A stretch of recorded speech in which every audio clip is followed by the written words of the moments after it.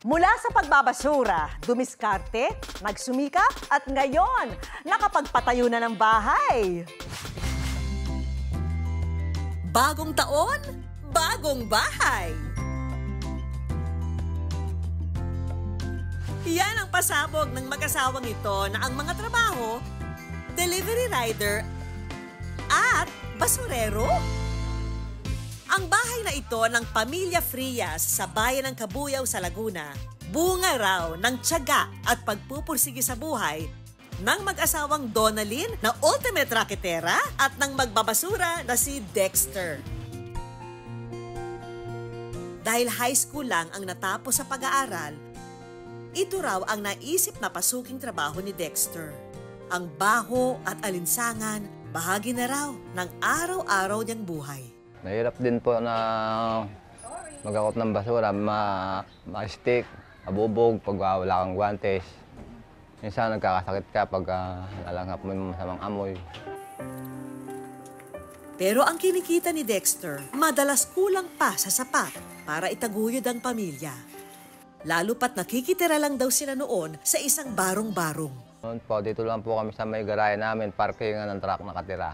Walang kuryente, walang tubig, bibili lang kami ng tubig dito sa labasan.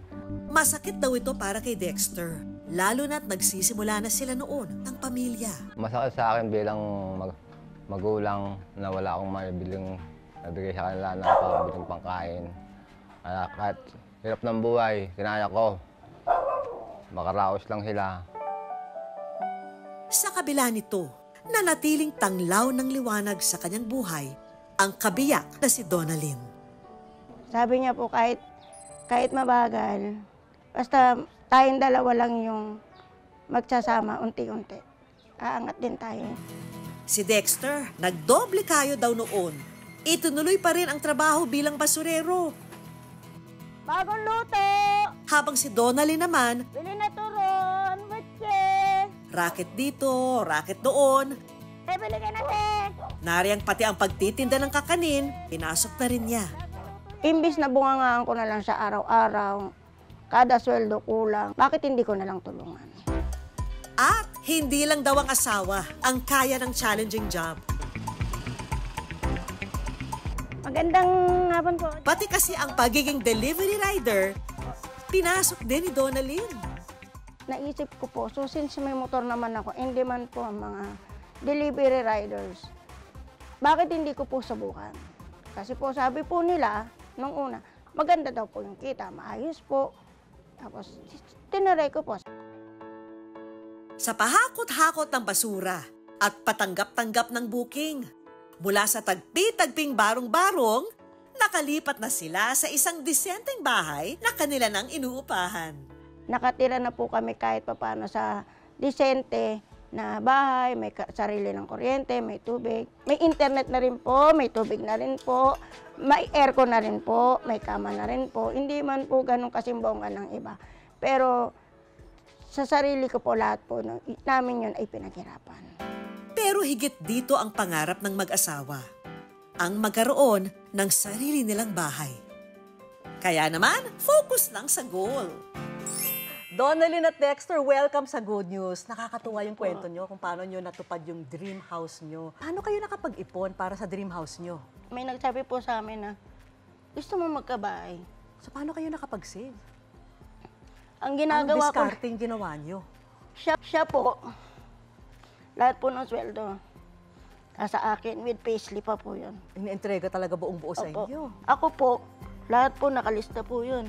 Ang ginagawa ko po, bayad po ng bahay a 15. Bayad po ng bahay sa Laguna, katapusan. Nakadetalye po yun. At kahit nag-iipon para sa bahay, hindi raw nila pinababayaan ang edukasyon ng dalawang anak. Sa katunayan, ang panganay nila, aspiring flight attendant pa. Hindi man daw nakatapos sa pag-aaral, pangako nilang hindi ito mararanasan ng mga anak. Napakaswerteng anak ko po.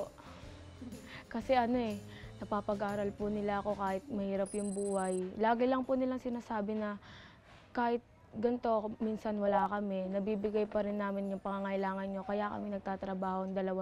At kahit pangaraw basura ang kinabubuhay ng kanyang ama, never daw niya itong ikinahiya sa ibang tao. Proud po ako sa tatay ko. Di naman po nakakaya yung ganang trabaho ng tatay ko eh. Lahat po ng mga kaibigan ko, alam po yun. Pinagmamalaki ko nga po na kahit ganun po, maswerte pa rin po ako kasi meron.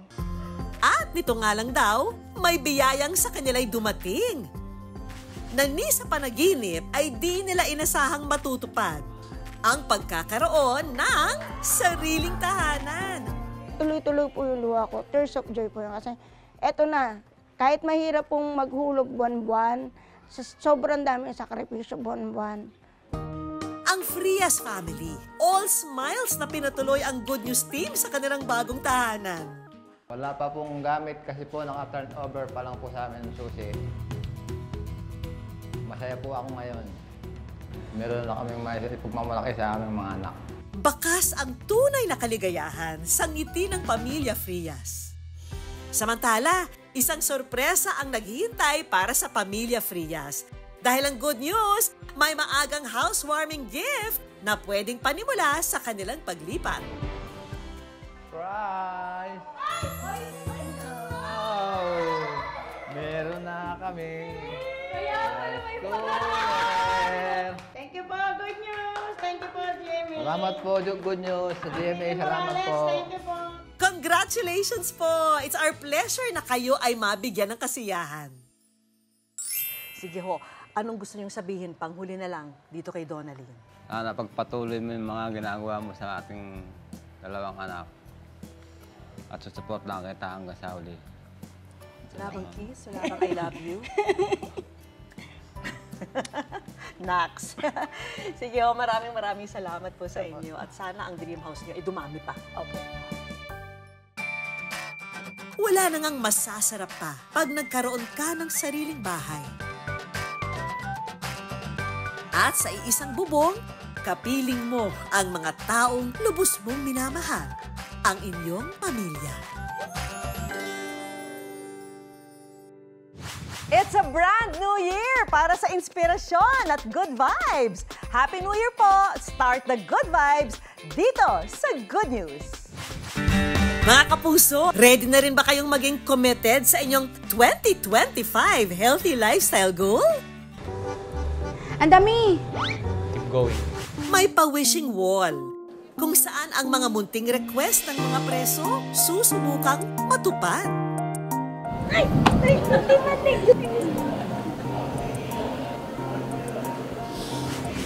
Pulso ng ating mga ka-good news, malalaman natin sa ating eksperimento.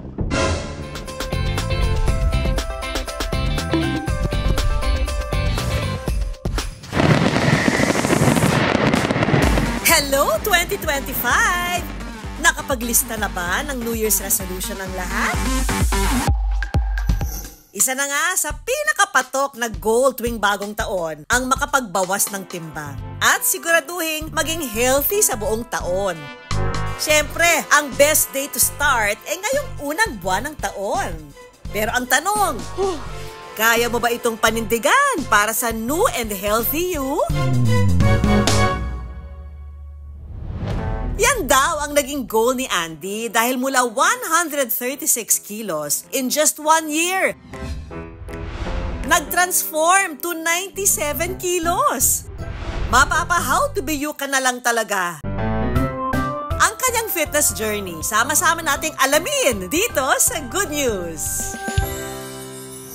Bata pa lang daw si Andy, makikita na raw ang kanyang pagiging malusog. I was the panganay, so medyo mahabang time. Until mag 7 years old ako lang yung baby. Lahat ng gusto kong kainin, binibigay nila.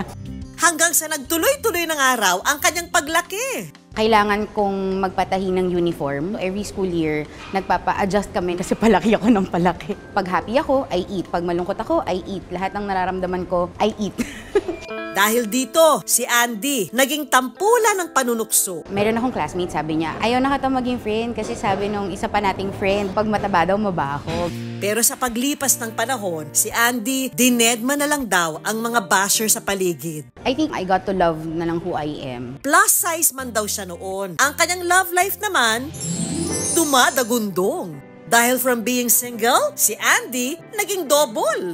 teacher ako before. Magka-batch kami sa school, HR siya. Doon siya nanligaw na. Hindi talaga nagmamatter sa akin yung size. Actually, parang mas gusto ko nga yung medyo may laman eh. Kasi mas masarap yakapin. Ang kanila ng araw love story, umabot hanggang simbahan. Ang hiling ng araw nila noon, magkaroon ng malaking pamilya. Pero dahil sa sitwasyon ni Andy, ang mag-asawa, nahirapan. Parehas kaming frustrated na. Dumating din sa point na parang na-realize ko na siguro kaming dalawa na lang at then... Yung body ko is not fit to have children. Sure daw po yung doctor na I will just miscarry. Doon din daw nalaman ni Andy na dahil sa kanyang patuloy na paglaki, apektado na rin daw ang kanyang kalusugan. Type 2 diabetes, nodular goiter, high cholesterol, plus yung PCOS. Medyo natakot ako nun. Kaya sabi ko, ay, kailangan ko na talagang seryosohin. I have to do something. Kaya naman, noong October 2023, si Andy, kasama ang kanyang asawa, nagdesisyong baguhin ang kanilang lifestyle.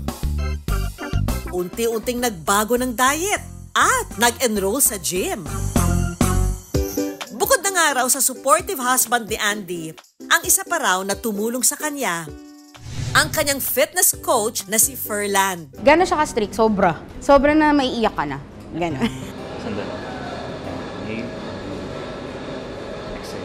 Ang isa na nga raw sa kanyang naging unang kliyente, si Andy. Nahirapan lang ako sa matagal siya mag-set. Kapag oras na ng set, tapos na yung rest time, ang dami niyang delaying tactics po. Slightly lean forward, keep your chest up, then raise side.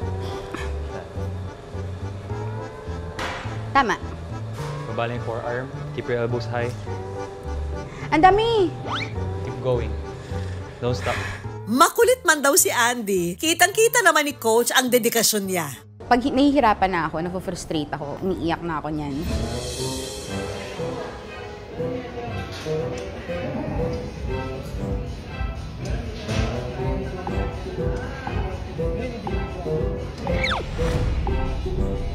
Sa food, yung pinakamalaki yung sacrifice ko. So I had to stop yung mga sugary drinks, junk food, and fast food. Dahil na nga raw isa lang ang goal ni na Andy, Joseph at Coach, ang ma-achieve ni Andy ang kanyang healthy lifestyle, ang tatlo naging super close. I work with kids kasi, so feeling ko talaga estudyante ko siya. Kaming tatlo, para kaming magkakapatid. Keep your chest up, chin up, Ang dami. push. Oy, 13 na yon. Di ka marunong mag-count, ah. Sobrang matulungin po ni ate. Binibigay niya ako ng mga snacks po. Lagi niya akong pinapakain po ng lunch. Pati na nga raw sa TikTok videos ni Andy, hindi nakaligtas si Coach. Kaya ang kanilang mga followers, aliw na aliw sa masaya nilang fitness journey. Fast forward to October 2024. I am Hulk. Dahil na nga raw sa pagpupursige ni Andy at ng mga tao sa kanyang paligid, mula 136 kilos, ang good news after a year, si Andy nabawasan ng halos 40 kilos. Pero higit pa raw sa nabawas niyang timbang, ang mas bigating good news na kanyang nakuha. Dahil si Andy, buntis na rin. Positive, parang, ha? Hindi ako makapaniwala. Ilang beses kaming nagpitik. Sobrang panic. Kasi nga, for 7 years first time mo maging positive. Pati sina Coach at kanyang mga kaibigan sa gym, sobrang saya sa kanyang announcement. One of the reasons why I started working out was to have kids. Lahat ng meron kami, nilagay talaga namin dito sa journey na to. Hindi naman ako natakot na kasi baka mamatay ako Natakot ako na baka si Joseph, mahirapan siya na alagaan ako. I want to grow old with him. Siya yung naging motivation ko. Dahil achieve ng araw ni Andy ang kanyang goal, siya at si Coach naman ang mag-share sa atin ng good news. Kasama ang kapuso natin na si Tin na ang goal din magpapayat ngayong 2025. Coach, are you busy? Hindi po. May papakalala ko sa'yo. Papatrain din siya, si Ate Tin. Hello po, Ma'am Tin. Coach Ferland po. Ano pong goal ninyo, ma'am? Gusto kong pumayat etong 2025. Okay, so first, let's do an assessment po.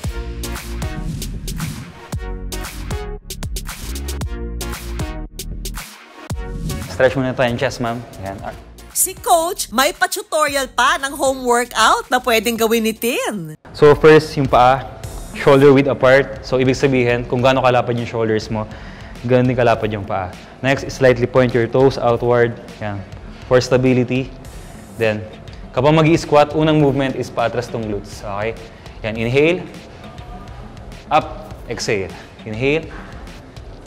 Exhale. Yan, good. Thank you, Coach. Gagawin ko talaga yung mga tinuro mo at marami ako natutunan sa'yo.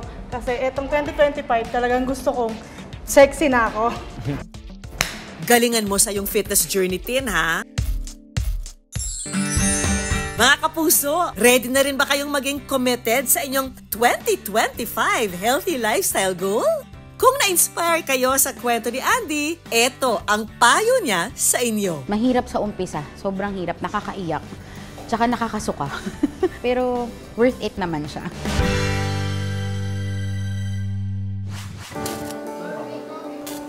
Sa pagpasok ng bagong taon, bitbit natin ang mga pangako ng pagbabago. Pero paano kung ang pagbabagong nais mo para sa sarili sa loob ng kulungan mo tutuparin? May dalabang pag-asa ang taon para sa mga kababayan nating nasa piitan.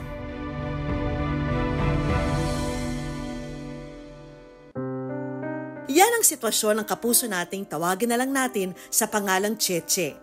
4 na taon nang nakapiit sa Naik Municipal Jail. Ang dahilan ng kanyang pagkakakulong dahil umano sa iligal na droga. Buhay ko po sa labas noon, lagi galaga lang po ng anak ko. May konti po akong pinagkakabalahan. Nagtitinda-tinda po kami ng alamang. Pandemic po noon, napakahirap ng buhay. Yung last na mga naging kaibigan ko po, nagiging customer ko sa pagtitinda ko ng mga alamang. Hindi ko po alam na involved siya sa ganyan. Tapos na-involved po ako sa kanila. Nadamay po ako sa mga kaibigan ko.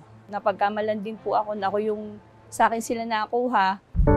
Kalakip ng kanyang pagkakakulong ay ang sakit ng katotohanang kailangan niyang mawalay sa pamilya na naging dahilan para ang kanyang 4 na anak magkahiwa-hiwalay at maiwan sa pangangalaga ng kanyang mga kaanak. Nung una po napakahirap dahil lagi ko iniisip yung mga anak ko. Tapos ang dami pong nawala sa akin. Yung 2 anak ko na nasa Laguna. Lalong-lalo na yun po yung nagpabigat ng kalooban ko eh. Yung bunso ko po kasi may PWD po siya. Lahat po ng ginagawa ko, lagi ko siyang bitbit. Ang hirap po na tuwing may sakit yung anak ko. Ako lang yung hinahanap noon. Bilang isang ina, sobrang miss na miss ko po sila.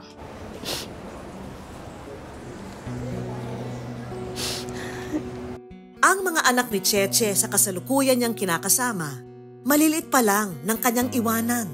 Mula noon, 1 beses na lang sa 1 taon niya makita at makasama ang mga ito. Kamusta ba?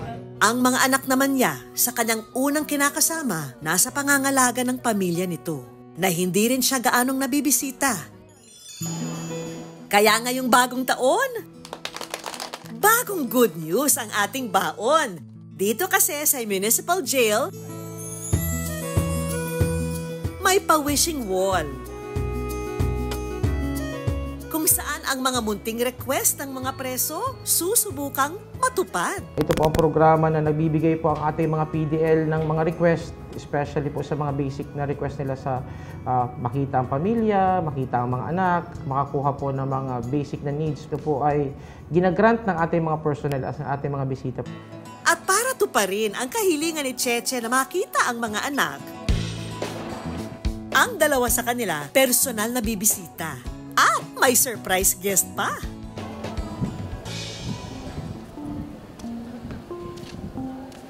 Sa ito pong bunso, nakikita ko naman po siya. Ay! Matik! Mami! Ay! Kiss mo na si Mami! Ang ganda pa ba? Ilang anak ko, Negra? Ay, Ate Mari! Wow! Ay! Ikaw nga, ang ganda mo! Namiss mo si Mami!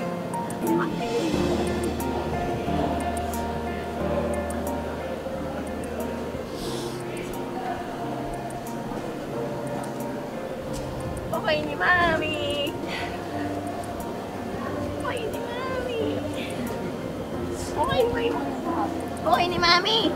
Bukoy. Punta pala kayo dito, di niyo ba na sinabi? At para mas masulit ang bonding, meron silang pagsasaluhan na munting regalo mula sa Good News. Lord, maraming salamat po sa maghapon na ito. Maraming salamat din po sa mga taong ginawa niyo pong instrumento para po makita at makasama ko po yung 2 anak ko. Kain na!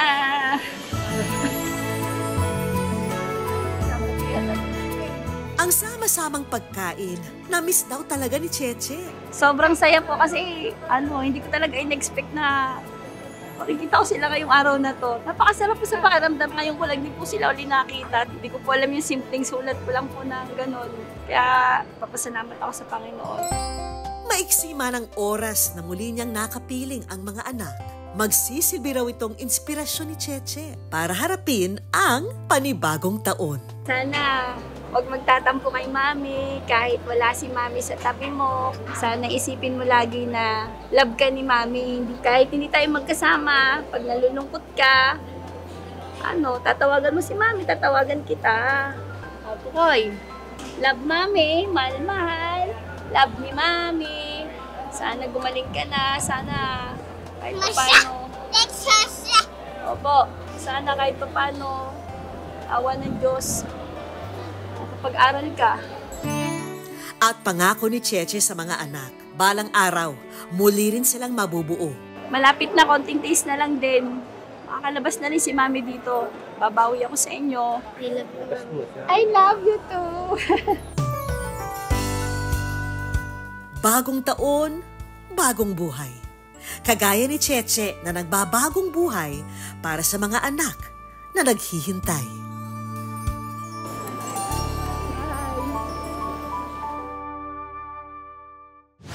Dahil back to work na ulit mga kapuso, back to commute na rin ang mga mandirigma ng kalsada. Pero paano kung sa loob mismo ng sinasakyan mo, aakalain mong may gera? Sa viral video na ito, makikita ang 2 babae na mainit na nagbabangayan sa loob ng isang e-jeep. Magreklamo ka kung mawala sa'yo. Kung sa'yo, magreklamo nga raw. Ang rason daw, pera. Ang estudyante kasi, inirereklamo ang katabing ale na kinuha di umano ang pera niya sa bag. Ano sinungaling? Tingnan mo yung pera mo kung mawala. Yan nga po, yung pera nawawala ko. Yan ba ginawa niyo? Na itinanggi naman ng ale. Sabi mo, 500 yung akin kayo, babayad ko yun dyan. Yan nga po yung hawak niya. Ito po yung ginagawa sa bag ko kaninang gaw. Kita ko. Kaya nga po nagreklamo ako na nawawala ko ng pera. Sa puntong ito, pumagitna na ang isang lalaki para awatin ang 2. Sa huli, naareglo rin daw ang away at naibalik ang pera sa estudyante. Kung makasaksi ka ng ganitong eksena, handa ka bang manindigan sa katotohanan? Sa ating susunod na eksperimento, usapang pera rin ang magiging hugot. Kung saan isang kasabot natin ang kunwari mawawala ng pera.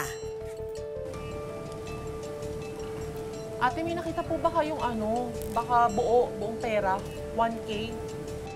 Nakinuha pala ng isa pa nating kasabwat. Wala eh. Sasamahan pa natin ng kasabwat na nakasaksi kunwari ng eksena. Oo, parang nadampot niya eh. Ate, totoo po, may napansin po ba kayong pera? Baka naman po pwede niyo na lang isoli sa akin kasi tayo lang po yung 3 dito. Ano nga isosoli ko sa'yo? Wala naman akong kinuha. Ate, may nakakita ko sa inyo eh. Oh. Aarangkada na ang ating Egypt. Sadya nang inilaglag ni Selena ang 1,000 piso. May napansin po ba kayo, Mami? Si ate, duro ng duro. Ate, baka pwede niyo po bigay na lang sa akin. Wala talagang kinuha. Tignan mo, hindi nga siya sigurado. Saan lang po. Bigay niyo na lang po sa akin.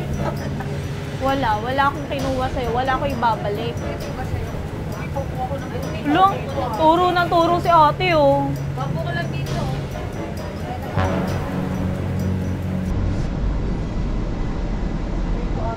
May nawawalan daw ng pera. Ang Ang una nating target, mabilis na ipinarating sa konduktor ang nangyari. Kasi medyo nakinabahan ako siyempre, kaya ako tumayo eh. Wala akong nakita talaga eh. Kumbaga sa akin, siyempre magtatanong muna ako, di ba? Ngayon, kung hindi na talaga makita, at saka natin, iaano sa kinaukulan. Samantala, itong si tatay kaya makikiisa sa eksena. Si Heidi, nag-umpisa ng manulsol. Bintang pa.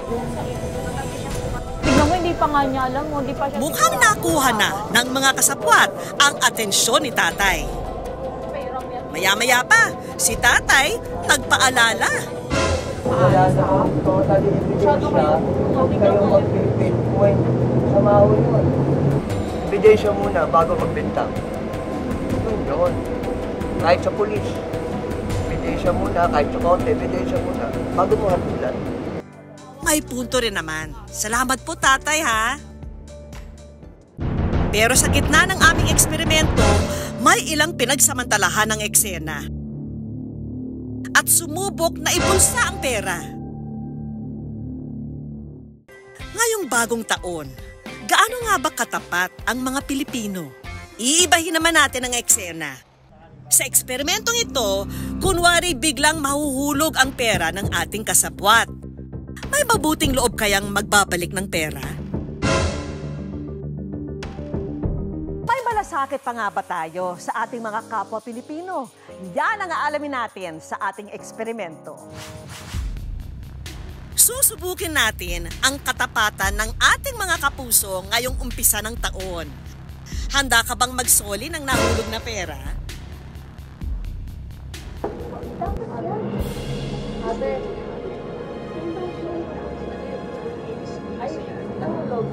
Very good kayo riyan, mga kapuso! Opo, normal po kahit po kapag sa daan po, kahit wala pong nakakakita. Ibinabalik ko po talaga kasi baka po mas kailangan nung nakalaglag ng pera kaysa sa akin. Ang babaeng ito, hindi rin nagdalawang isip na ibalik ang nahulog na pera. Hindi akin yun eh. Hindi kukunin. Bakit ko akin, hindi naman akin. Tsaka mas malaking ibabalik agad, di ba? Eh, ganun din kasi ito yung experience ko. Siyempre, ang hirap para sa akin pag 1,000 yun eh. Saan ko ulitin yung 1,000 sa hirap ng buhay ko ngayon? Karamihan ng mga tao sa ating eksperimento ay nagpakita ng matibay na konsensya. Pero ayon sa eksperto, ay hindi raw ito palaging sapat para manatiling tapat. Kung nandun sila sa survival mode, na kailangan nila ang money to provide food, clothing, shelter para sa kanyang sarili or para sa kanyang pamilya, then mas magiging matindi yung pangangailangan nila for that object or amount. Kaya sometimes, kahit na gaano tayo conscientious of our action, sometimes meron pa rin temptation, lalo na kung may pangangailangan. Sa hirap ng buhay ngayon, marami tayong pangangailangan na kailangang igapang. Pero ang pag-asang dala ng bagong taon, nagpapaalala sa ating maging tapat sa kapwa, kahit na walang ibang nakakakita. Operation Kabutihan pa rin tayo sa ating Good News Movement. Ihanda na ang mga kamera at abangan ang mga mabubuting gawa. Kapag may nangailangan, tulungan. Kapag may nasaksiyang kabutihan, kuhanan. Anumang pagtulong sa kapwa, i-video mo at isend po sa aming Facebook page o itag ang aming Facebook account. At baka ang video na nyo ang aming ipalabas sa susunod na Sabado. Dahil basta pagtulong sa kapwa, #pang-good news yan. Naway naaliw po kayo sa mga hatid naming kwento. Magkita-kita ulit tayo sa susunod na Sabado. Ako po si Becky Morales at tandaan, basta puso, inspirasyon at good vibes, siguradong good news yan.